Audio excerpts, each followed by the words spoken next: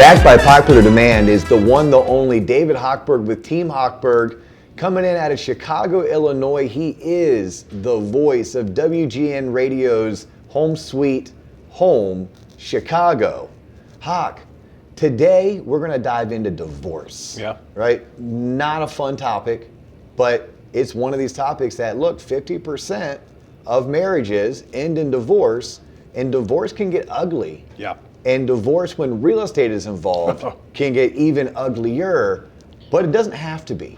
Right. So you've had a couple recent scenarios, clients that you and your team are helping, that I think if we shared their story, there's many people tuning in, watching this right now, that they're thinking, that sounds like someone I know, whether it's the person in the mirror, whether it's their friend, their family, their coworker, their neighbor, they know somebody who's in a similar situation. And I want them to hear how it shouldn't be as scary if they have the right team that's backing them. So what do you have for us today? Real life scenarios. We have a gentleman who 3 kids, got divorced. He's a service technician and makes about $102,000 a year. He wanted to be within a geographical location because he was co-parenting with his ex-wife.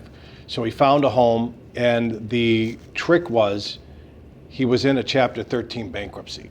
Okay. Currently in a bankruptcy. So that's a tougher loan, right? It's a manual underwrite, which means you don't put it through the computer. An underwriter's got to look at it, and it's a lot tougher guidelines. It's old school. It's old school. Roll up your sleeves and start coming up with a good story to explain what's going on, because the underwriter's going to be peeling back the onion.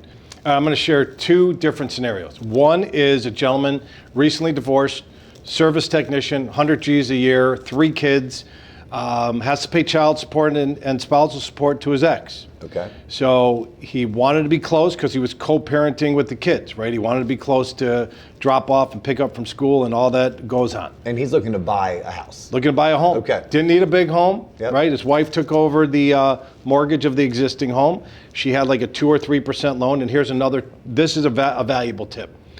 Because in a lot of divorces, it's 2 rams battering, right? They can't stand each other. And this was a good split. It was an amicable split. They didn't want the kids to go through a lot of mishigas. They wanted everything to be as calm as possible.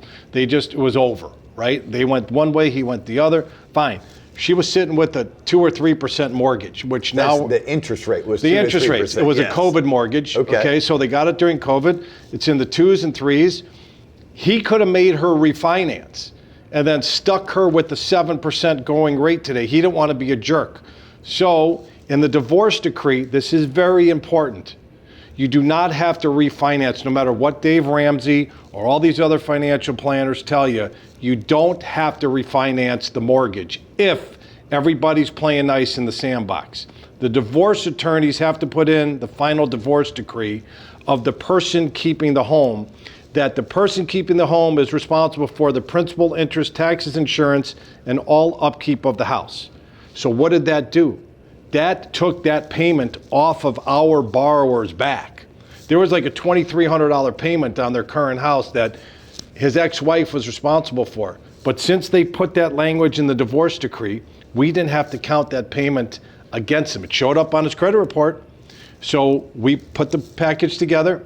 We have the child support, the spousal support, everything. Which you have to include that against his debts. Against his debts. Yeah, so he's making $100,000 a year. However, he has maybe credit cards, student loans, car note, and spousal support, including child support. So he's got support going the other way. She's responsible. Long story short, within a Chapter 13, we were able to, because if you think about it, his ratios were good. His income was still enough. His payment was low enough. He bought in Indiana, so the real estate taxes were super low. He had reestablished his credit, so his insurance wasn't that bad.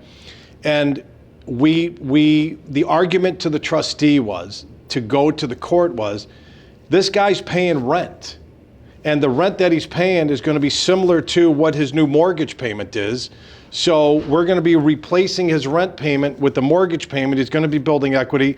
It took a couple of weeks to get all of the bankruptcy stuff through, but we got the approval from the court to allow him to take on a new payment, because typically in Chapter 13, they won't let you take on new debt. Yeah, this is a double whammy. So we have a divorce situation. Yeah. Where we have the husband, the father, paying out child support, paying out spousal support.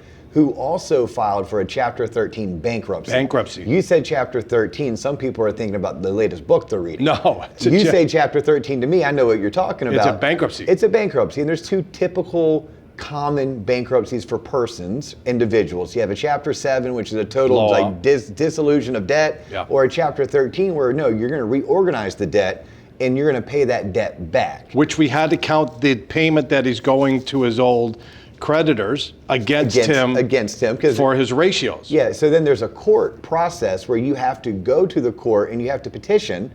Will you, the court, allow this individual to purchase a home while they're still inside of the Chapter 13? Yes.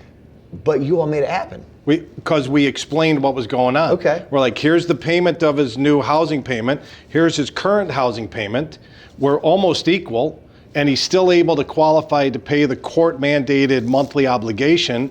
Got it approved, he bought a home. So there are loan programs out there that you and your team have access to, whether it's a divorce situation, whether it's a Chapter 13 bankruptcy situation.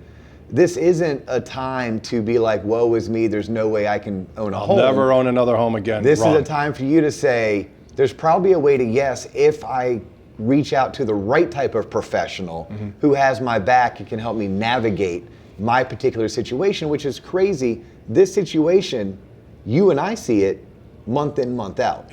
But unfortunately, our customers and clients who are going through it, they think they're the only person in the world that this is happening to.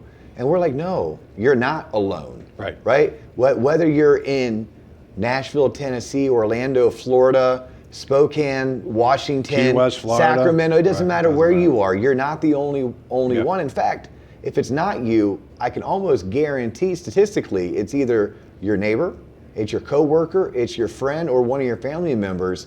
And you need to understand, I guess it's there is a way to yes. And I'm going to encourage you to do this. If you want to navigate your way to yes, we're going to drop a link down in the comments. Click that link. Shouldn't take you more than 5 minutes to fill out a quick questionnaire. And then by doing so, you're going to go ahead and allow yourself a free consultation with one of the Team Hochberg mortgage professionals. It's coming to me. I'm going to handle it personally. So all of the inquiries that come from these videos, I'm going to personally be the one answering all the questions and getting back to them. Love it. Even better. Yeah.